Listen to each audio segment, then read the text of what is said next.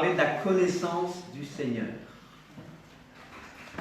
Je ne connais d'autre Dieu que toi, d'autre Elohim. Alléluia.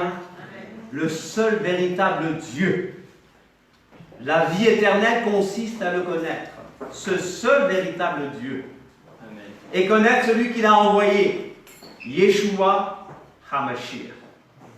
Ouvrons nos Bibles dans Acte 9. Acte 9. C'est la conversion de Shaoul. Qui connaît Shaoul? Saul en français. Hein? C'est la conversion de Shaoul. Acte chapitre 9, verset 1, et on va lire un peu. Cependant, Shaoul, respirant encore la menace, tu vas dire à ton voisin, oh, tu vas dire, ah, il est revenu avec, tu vas dire à ton voisin. Ça vous manquait un peu, non? Ça vous manquait, tu vas dire à ton voisin. Cependant, Shaoul respirant encore la menace. Encore. Pourquoi on dit encore? Qu'est-ce qui s'est passé avant? Qu'est-ce qui s'est passé avant? Étienne, un témoin fidèle, a été lapidé pour blasphème. Lapidé pour le blasphème. Entraîné devant le tribunal, le Sanhédrin. Lapidé. Lapider, ça veut dire tuer avec des pierres, n'est-ce pas? C'est bien ça? Regardez un peu, avant de continuer le chapitre 9, regardez un peu le début du chapitre 8. Il est dit ceci. Shaoul avait approuvé le meurtre d'Étienne. Shaoul avait approuvé le meurtre d'Étienne. Il y eut ce jour-là une grande persécution contre la Keïla de Yerushalayim, contre l'église de Jérusalem, et tous, excepté les apôtres, se dispersèrent dans les contrées de la Judée et de la Samarie. Nous sommes dans un contexte de persécution, dans un contexte où être un fidèle serviteur de Yeshua n'est pas chose facile, n'est pas chose aisée. Verset 3. Shaoul, de son côté, ravageait la Keïla. Vous suivez là? Non, vous suivez dans vos Bibles là. Shaoul, de son côté, ravageait la Keïla. C'est l'église. Pénétrant dans les maisons, il en arrachait hommes et femmes et il les faisait jeter en prison. Voici dans quel contexte on est.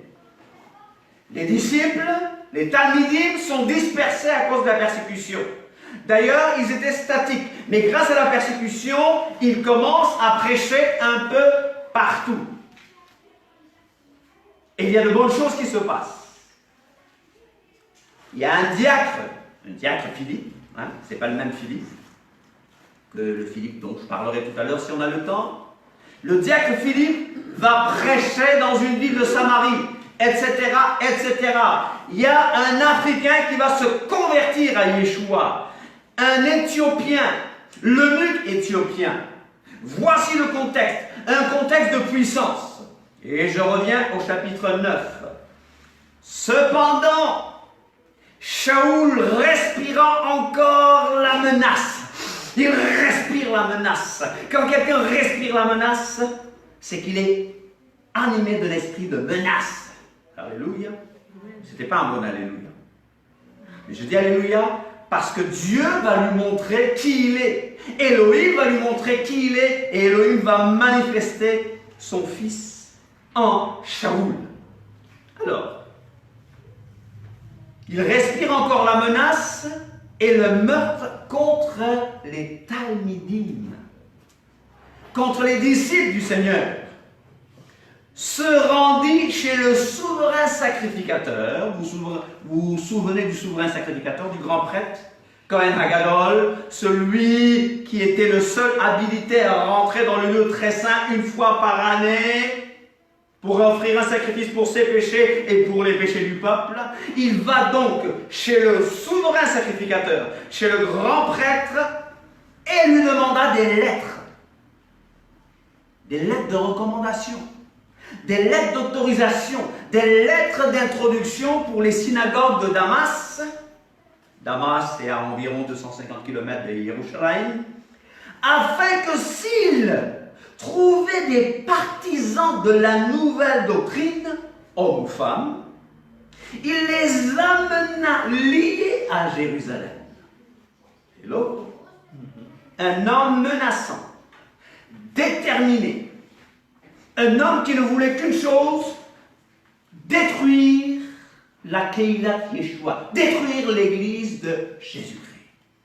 Parce qu'il croyait rendre un culte au véritable Dieu.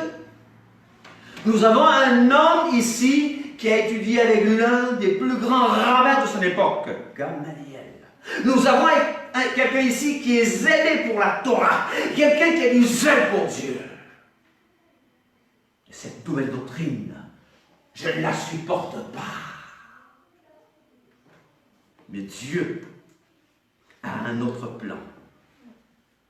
Comme il était en chemin et qu'il approchait de Damas, tout à coup, une lumière venant du ciel resplendit autour de lui. Il tomba par terre et il entendit une voix qui lui disait « Shaoul, Shaoul, pourquoi me persécutes-tu » Et elle répondit « Qui es-tu, Adon? Qui es-tu, Seigneur ?» Et le Seigneur lui dit « Je suis Yeshua que tu persécutes. » Dis à ton voisin, quiconque persécute la Keïla, quiconque persécute l'église de Jésus, persécute Jésus lui-même. Tu peux le dire à ton voisin. Celui qui s'attaque à toi s'attaque à Dieu. Celui qui s'attaque à toi s'attaque aux prunelles de Dieu. Hello. Je suis Yeshua que tu persécutes. Il te serait dur de regimber contre les aiguillons, de regimber contre les aiguillons, de regimber contre les aiguillons. Mais qu'est-ce que ça veut dire? Regimber, c'est résister, n'est-ce pas? C'est se cabrer. Tu refuses d'avancer. Mais là, le Seigneur lui dit, il y a quelque chose de spécial et tu ne peux pas résister. La grâce de Dieu, cette fois-là, en tout cas, il y a des gens qui résistent à la grâce de Dieu. Mais dans Paul, elle est irrésistible. Il te serait difficile de regimber, de te cabrer, de ne pas avancer. Les aiguillons, c'est quoi? C'est un grand bâton, je crois qu'il y a une pointe en métal, pour piquer les bœufs. Oh, c'est cruel ça. Mais c'est pour faire avancer, c'est pour faire obéir. Il a Paul, Shaoul. Et Shaoul signifie désirer ou demander, demander à Dieu. Donc regardez son nom, il s'appelle désirer. Désirer, demander à Dieu. Qu'est-ce qui se passe? Tremblant et saisi d'effroi. Oh! L'Esprit de Dieu va montrer qui il est. Tu menaces l'Église, je te montrerai qui je suis. Je me révélerai à toi. Quel privilège. Tremblant et saisi d'effroi, il dit, Seigneur, que veux-tu que je fasse? Et le Seigneur lui dit, lève-toi, entre dans la ville, et on te dira ce que tu dois faire. Je ne vais pas insister sur la persécution de l'Église, parce que je veux parler de ce qui s'est passé après. Nous avons tendance à donner nos témoignages. Quand j'étais dans le monde, je faisais ceci, je faisais ceci, je fumais, j'allais dans les bals masqués. Maintenant, tout le monde est masqué, n'est-ce pas? J'allais ceci, j'allais ceci. Et maintenant que je suis chrétien, je ne fais plus ces choses. Qu'on s'arrête là. Mais j'aimerais plutôt qu'on parle de ce qu'il y a après. Et si je peux donner un titre, le titre sera « Qui es-tu, Seigneur ?» Seigneur, qu'est-ce que tu veux que je fasse? Qui es-tu, Seigneur, dans toute ma vie spirituelle? Toute ma vie en tant que disciple de Jésus, je dois œuvrer à le connaître et à savoir ce qu'il veut de moi. Ah, mais je sais déjà. Qui es-tu, Seigneur? Seigneur, que veux-tu que je fasse? Aujourd'hui, je mettrai un peu l'accent sur qui es-tu, Seigneur? Qui es-tu, Seigneur? Je suis Yeshua que tu persécutes. Qui es-tu, Seigneur? Jean, Yohanan, l'apôtre de l'amour, et celui qui nous rapporte ces belles paroles de Jésus. Car Dieu a tant aimé le monde qu'il a donné son Fils unique, afin que quiconque croit en lui ne périsse point, mais qu'il ait la vie éternelle. C'est le verset le plus connu que tous les évangéliques, tous les disciples de Jésus connaissent. Mais il nous rapporte aussi que Jésus a dit, or la vie éternelle, c'est qu'ils te connaissent. La vie éternelle, je peux parler un peu hébreu, si ça ne vous irrite pas. On n'est pas tellement partisans d'hébreu. On n'est pas judaïsants, je répète, nous ne sommes pas des judaïsants, nous sommes des hébraïsants. Et je ne suis pas un spécialiste d'hébreu, pas du tout. Mais je m'informe, n'est-ce pas? La vie éternelle. Chaye olam. Chaye, on va entendre parler de chaye, de chaïm. Chaïm, c'est la vie. Yeshua chaye. Jésus vit. Vous voyez, il y a des gens qui mettent le.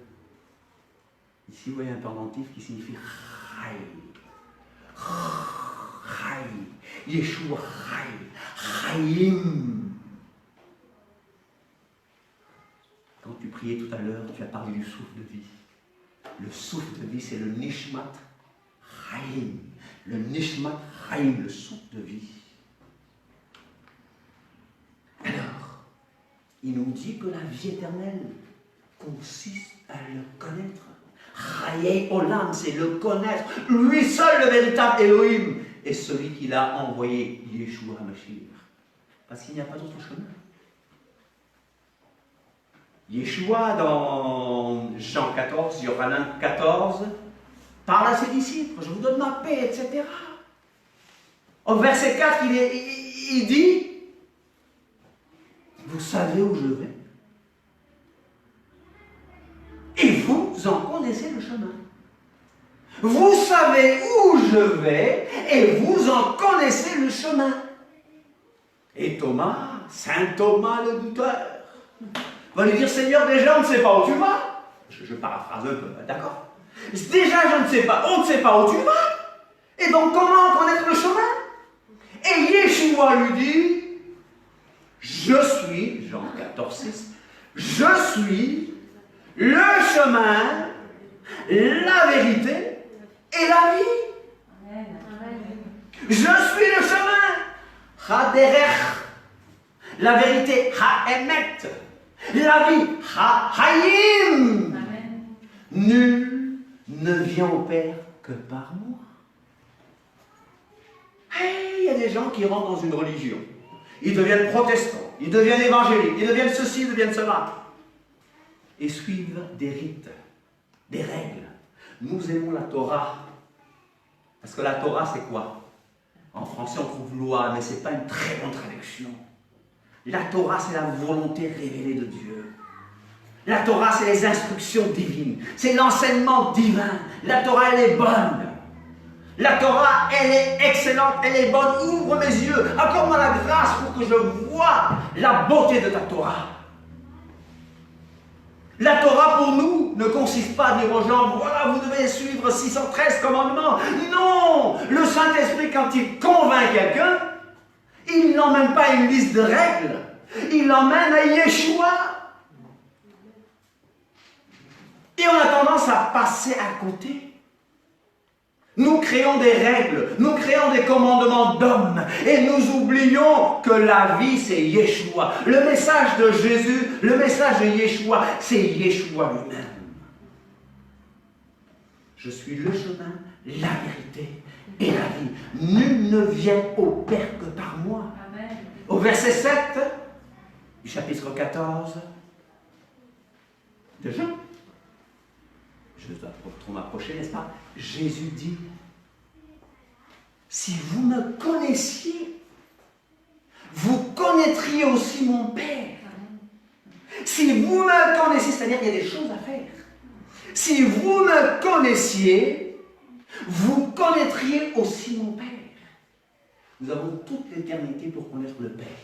Mais un minimum à connaître ici pour pouvoir entrer dans ce paradis merveilleux qu'il nous réserve, n'est-ce pas? Dans ce royaume des cieux. Alléluia.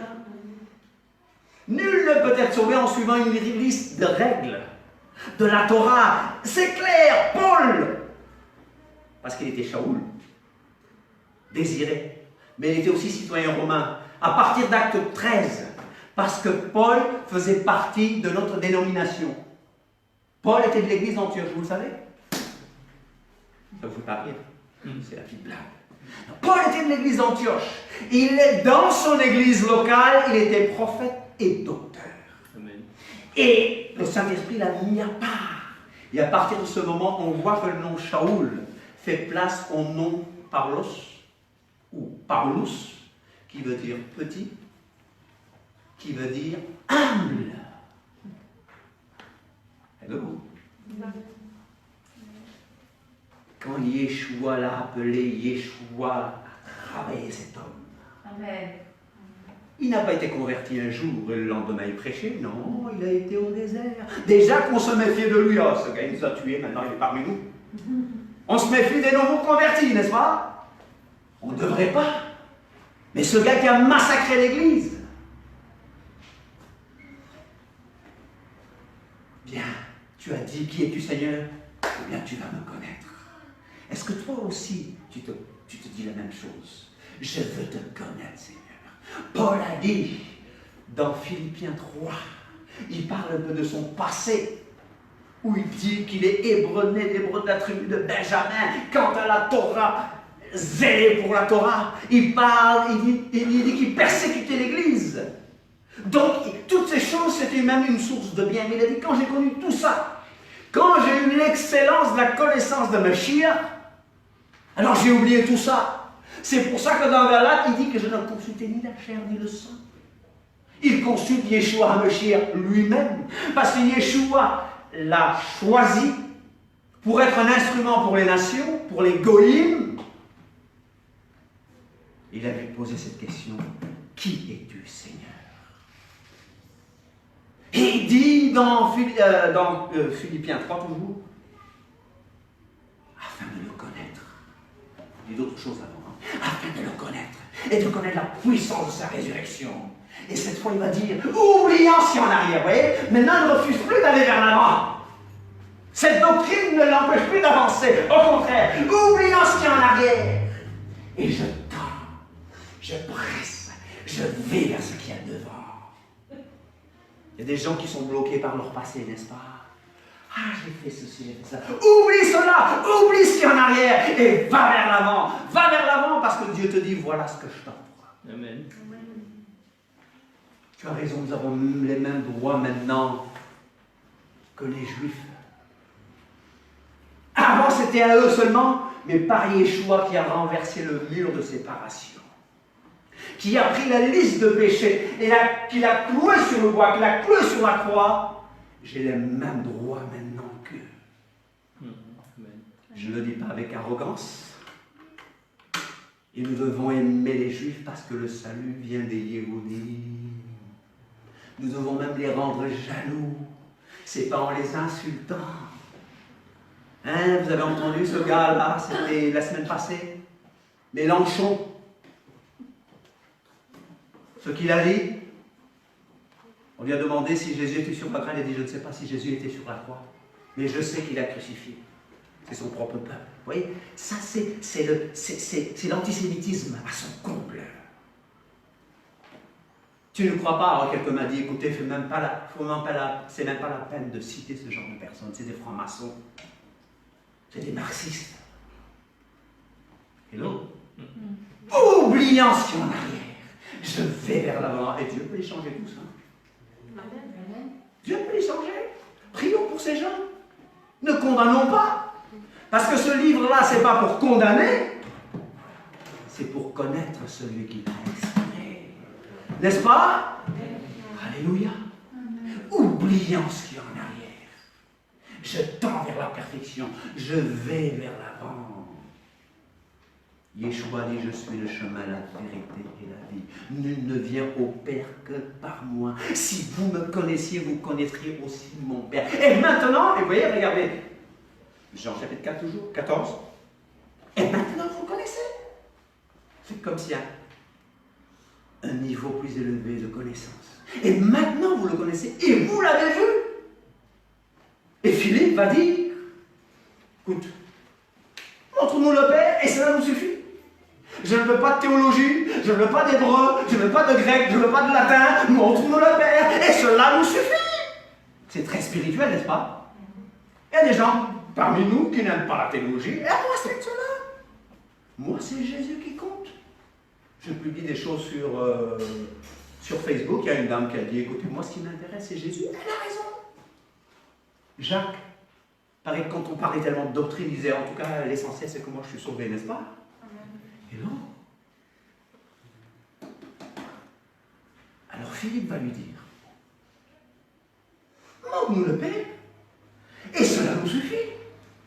Et Yeshua lui dit, mais il y a tellement longtemps que je suis avec vous, et tu ne m'as pas encore connu, Philippe. Celui qui m'a vu a vu le Père. Comment peux-tu oser dire? Comment peux-tu dire, montre-nous le Père? N'as pas-tu compris que je suis dans le Père, que le Père est en moi?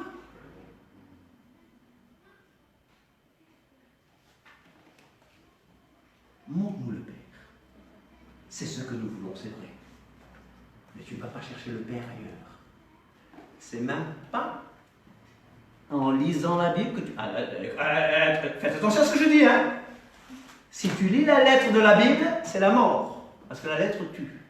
Mais si tu cherches le Dieu, comme on dit, ce n'est pas les miracles qu'il faut chercher, c'est le Dieu des miracles qu'il faut chercher. Cherche Dieu, rencontre-le. C'est pas autre chose. Ce n'est pas une liste de règles, je répète, ce n'est pas une religion. Ce n'est pas un code de conduite, c'est plutôt lui qu'il faut connaître. Celui qui m'a vu a vu le Père. Et je vais revenir à l'apôtre de l'amour. 1er Jean 1. 1er Jean 1. Je surveille l'heure parce que je sais que vous êtes fatigués et que vous respirez mal.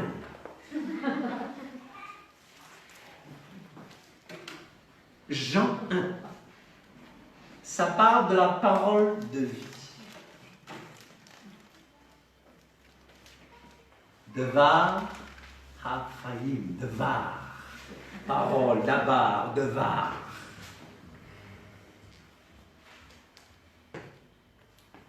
Jean, Yohanan, qui signifie l'Éternel fait grâce, est l'apôtre de l'amour. On dit que Paul, c'est le théologien, c'est celui qui fait la doctrine. Et on dit que Jean, lui, c'est l'amour. Pourtant, Jean a fait beaucoup de doctrines. Il nous a parlé de la divinité du Messie. Il nous rapporte toutes ces paroles importantes sur la divinité de Yeshua HaMashiach. La Bible dit que c'est le disciple que Jésus aimait. Il n'aimait pas les autres disciples. Il avait une relation spéciale. Et on va comprendre pourquoi. Il avait une relation spéciale avec Jésus. C'est lui qui nous dit que Dieu est amour. 1er Jean 4. C'est lui qui nous a bien dit que Dieu a tant aimé le monde qu'il a donné son Fils unique. Amen. Vous me suivez? Ce qui était, dès le commencement, verset 1, ce qui était dès le commencement, je sais qu'il y a des gens que ça irrite qu'on fasse un peu de français, mais ce est un pronom démonstratif, neutre ici. Et pourtant, on parle de la personne de Jésus. Mais pourquoi est-ce qu'on parle de la personne de Jésus en utilisant ce? Parce que Yeshua est la parole éternelle de Dieu. Dis à ton voisin qu'il est la parole éternelle de Dieu. Et qu'il a toujours existé avec Dieu. Au commencement. Ah, Jean aime les commencements, n'est-ce pas? Jean aime les commencements. Il y en a beaucoup. Bereshit. Bereshit. B, ça veut dire dans le Réchit. Dans le commencement. Dans le commencement. Il aime beaucoup Réchit. Je suis à Jean, 1er Jean 1.1. Mais je vous rappelle que son évangile, parce qu'il a écrit un évangile, il a écrit 3 épîtres, il a aussi écrit l'Apocalypse. Vous savez, la révélation. Vous me suivez? Amen. Ce n'est pas n'importe qui. On a quelqu'un ici qui est très tactile, qui aime des choses concrètes. Excusez-moi de taper dessus. Une fois, je me suis vu sur Internet à taper dessus. C'est affreux, je ne devrais pas faire ça. Je n'aime pas me voir prêcher, je n'aime pas regarder mes vidéos. Mais on se corrige en regardant. Mais ici, j'aime cette assemblée, mon assemblée de Kievrin. J'aime ma Keila de Kievrin. Parce que vous savez accueillir les gens. On est tactile. On veut des choses concrètes. Et Dieu est la chose, entre guillemets, hein, Dieu n'est pas une chose, Dieu est la chose la plus concrète. Dieu est ce qu'il y a de plus concret, de ce qu'il y a de plus vrai. C'est le véritable Elohim. Amen. Yeshua a dit, je suis le chemin, la vérité, la réalité. Toutes ces choses que nous faisons, toutes ces fêtes, la réalité, les fêtes de l'éternel, la réalité est Christ. Oh, c'était l'image. Non, non, non. Le texte dit c'est l'image. Mais la réalité, c'est Christ. C'est Yeshua. C'est Mashiach. Vous me suivez? Amen. Je suis dans Jean, 1er Jean 1. Mais dans Jean 1, il dit Bereshit. Au commencement était la parole. Et la parole était avec Dieu. Et la parole était Dieu. Pas la peine de chercher. Je vous rappelle tout simplement. Elle était au commencement. La parole, elle était au commencement avec Dieu. La parole. Logos en grec.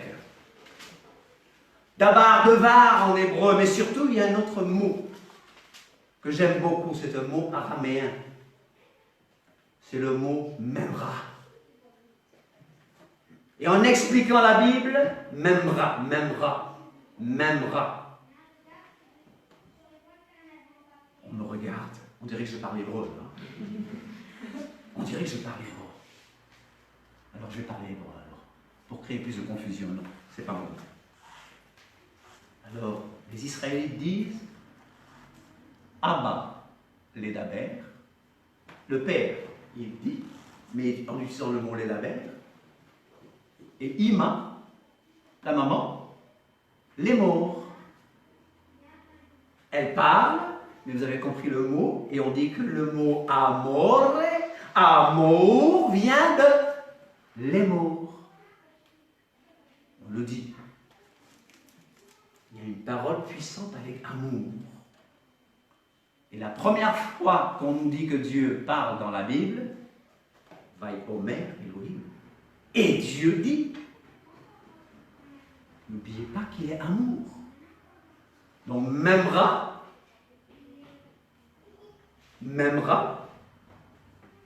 est lié à Amar, parler. Vous comprenez? Ah, je vous ai perdu, non. Simplifions les choses. Le mot logos veut dire discours, langage, parole. Mais c'est plus profond que ça.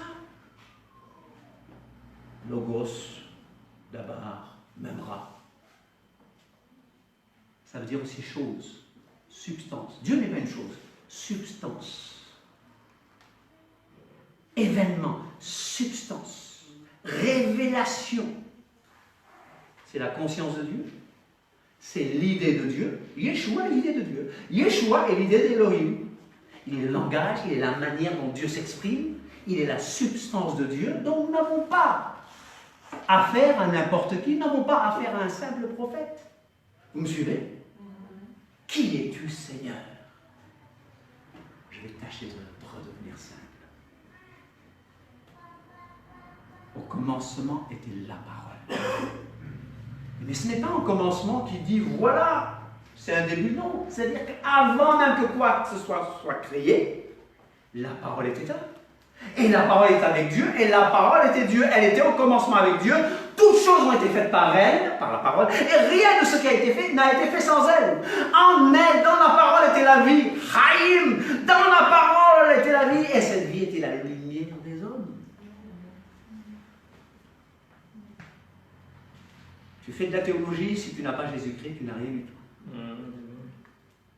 Si ce n'est pas Christ, parce que les sectes font tout pour le diminuer. Hein.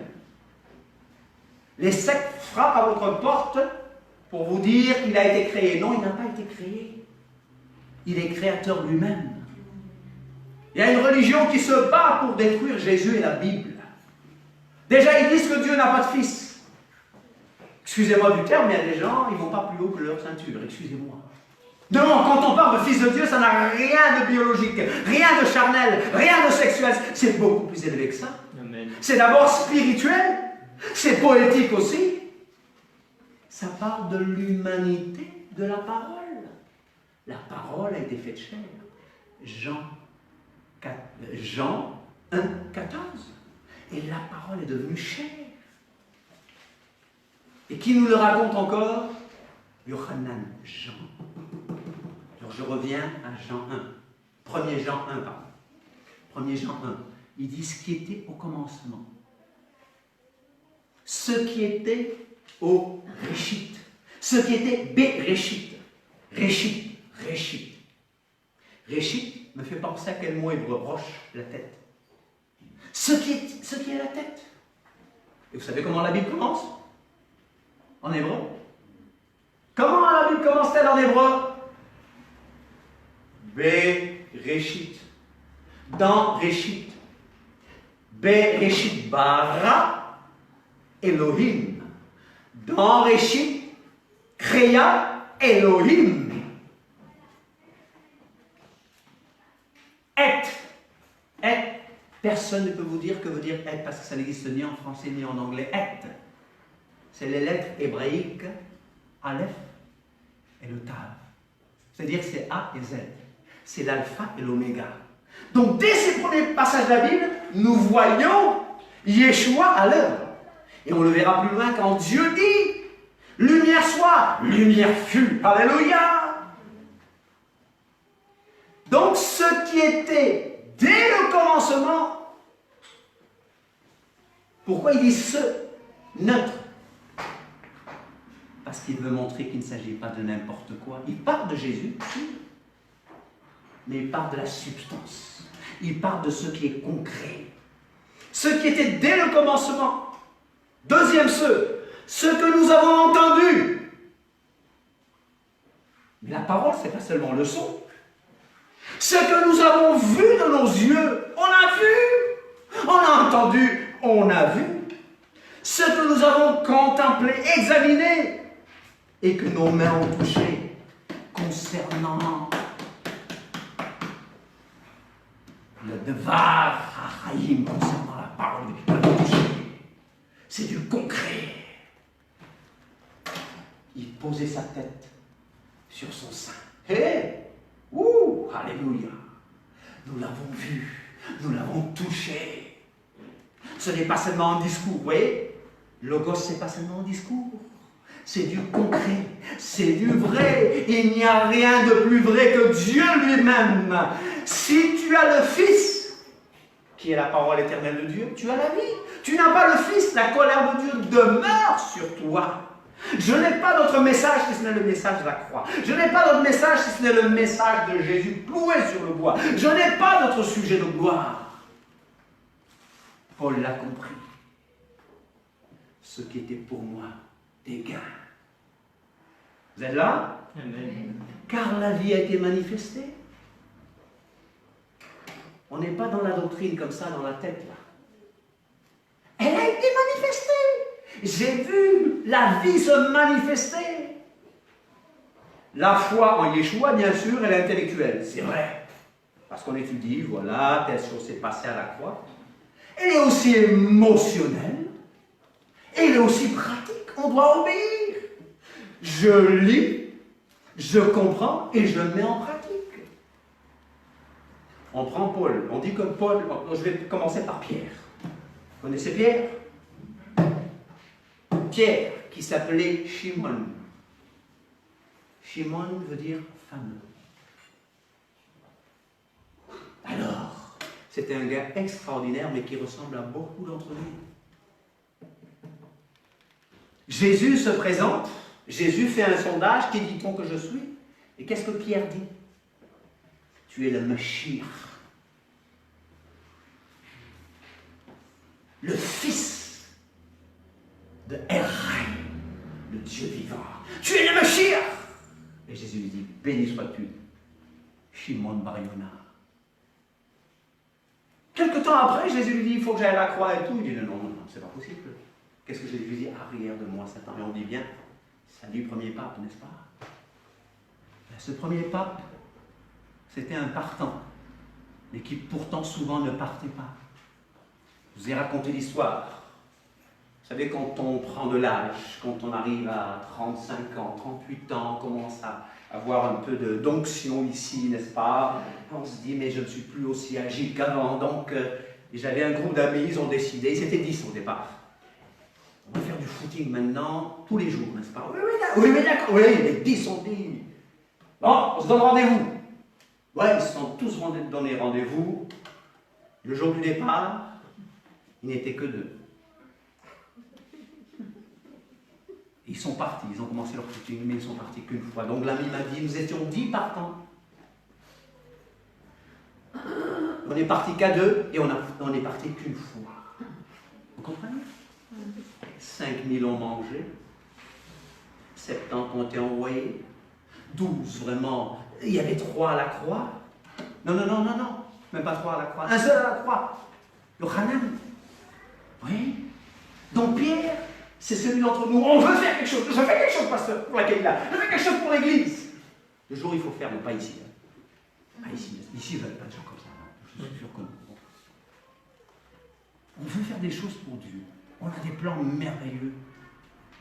Mais on n'arrive pas à aller jusqu'au bout. Mais Jésus lui a dit, Pierre, tu es Pierre.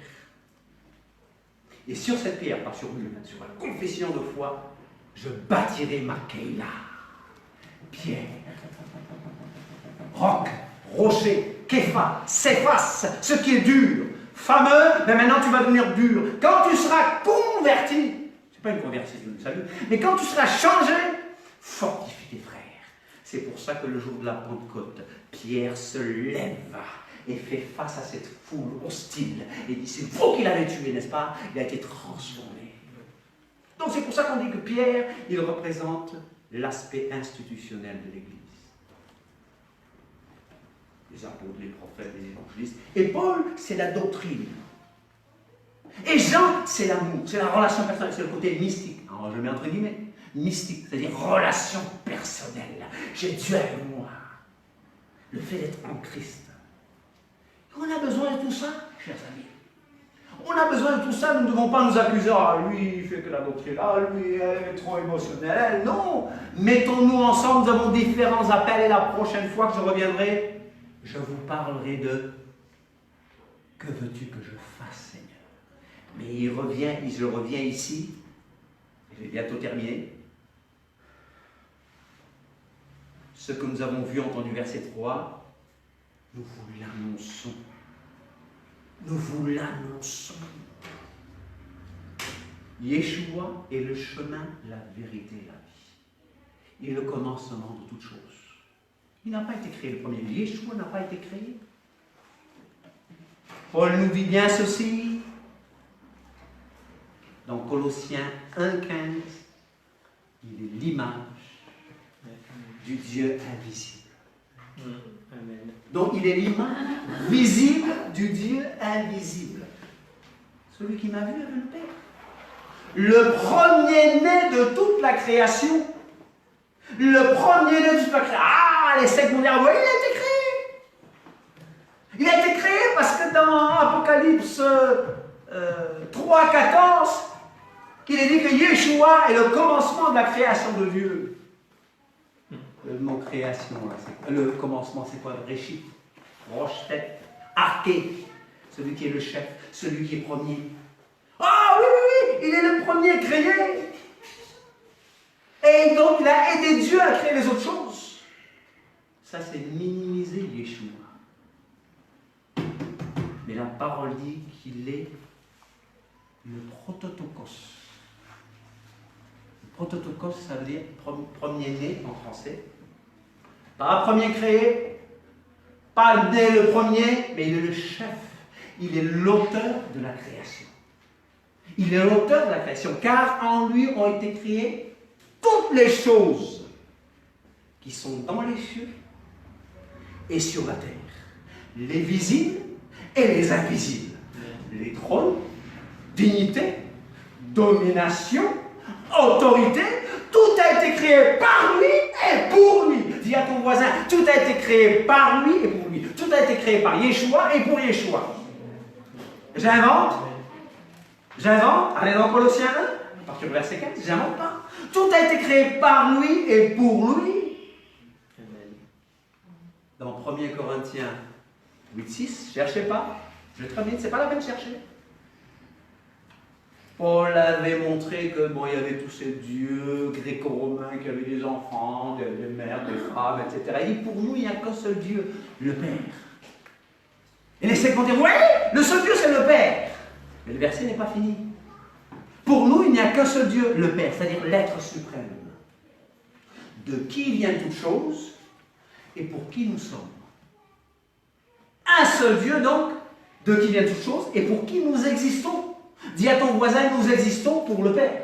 Dis à ton voisin, nous existons pour le Père. Dites-lui, nous existons pour le Père. Mais nous avons été créés pour le Fils. Nous avons été créés pour le Fils. Parce que Dieu a voulu une chose, c'est de donner une épouse à son Fils. Il y a des gens qui se moquent de nous. Ah, l'épouse de Dieu. Dieu a voulu donner une épouse à son Fils. Hello! Et Dieu a voulu avoir beaucoup d'enfants spirituels. Des enfants qui viennent à lui volontairement, qui disent « Je veux te connaître, je veux te connaître » avec une telle détermination que rien ne les empêche d'aller vers l'avant. Tu étais déterminé dans le monde, sois encore plus déterminé pour Dieu maintenant. Hello. Amen. Nous avons été créés pour lui. Tout a été créé par lui et pour lui. Il est avant toute chose. Je continue le passage. Il est avant toute chose et toute chose subsiste en lui. Jésus maintient. Ça ne tombe pas parce que Jésus le maintient. Ça ne se désagrège pas parce que Jésus le maintient. Vous le saviez? Il porte, il maintient, il transporte. Hello. Il est avant toute chose et toute chose subsiste en lui. Il est la tête roche. Il est la tête du corps de la Keïla. Le commencement, le réchit. Hello. Amen. Afin d'être en tout le premier. Et il a plu à Dieu que toute plénitude habita en lui. Tu cherches ailleurs? Tu cherches la religion? Tu te trompes. Tu peux dire, oh, je m'attendais à un meilleur message aujourd'hui de ta part. Je m'attendais à ce que tu parles un peu plus de la Shekinah, des choses comme ça. Mais il est bon de revenir et de dire, Seigneur, je veux te connaître. Parce que moi, je vous dis à ce stade, je lis ce livre. Il y a longtemps que je le lis, plus de 40 ans. Quelquefois, je dis, mais Seigneur, je n'ai pas compris. Ou je reviens, je comprends mieux. Jusqu'à ma mort. Je lirai le maximum. J'espère que je pourrai lire jusqu'à ma mort. Amen. Mais je sais que j'ai toute l'éternité pour découvrir ce Dieu merveilleux qui m'a sauvé, qui m'a racheté. Parce qu'il m'a tellement aimé. Il m'a tellement aimé qu'il a donné son Fils unique. Ah, le disciple que Jésus aimait. Son Fils unique. Ah mais pourquoi il est unique? Dieu a d'autres enfants. Sa relation est unique avec Dieu. On lui habite corporellement toute la plénitude de Dieu. Dieu habite toute plénitude en lui. Lui, il est capable de mourir pour tous les péchés du monde. Lui, c'est un grand prêtre, c'est un Kohen Gadol, plus haut que les cieux.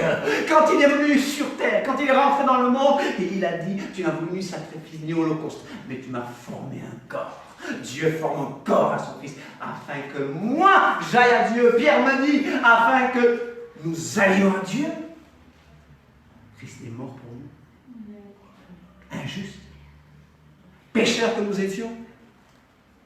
Maintenant, nous avons accès auprès du Père. Il est quoi? Aleph et le Tav. Le commencement et la fin.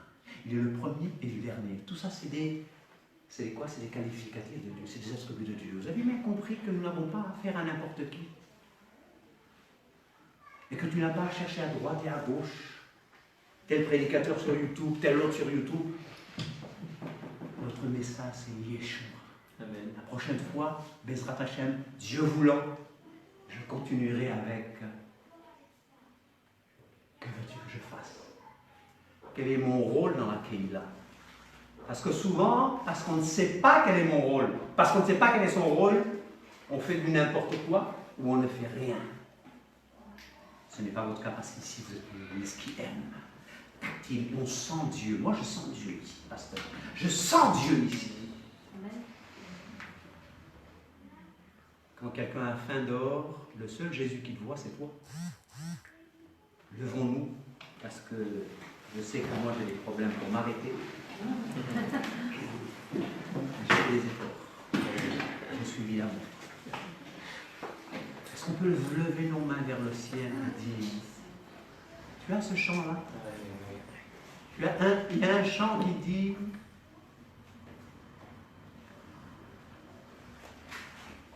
Arishon ve Aharon. Rishon, c'est le premier. Et le dernier, Aharon. Aleph. Et il est à l'Aleph permanent. Merci parce que ton esprit nous a emmenés à Yeshua. Nous a montré la solution au problème.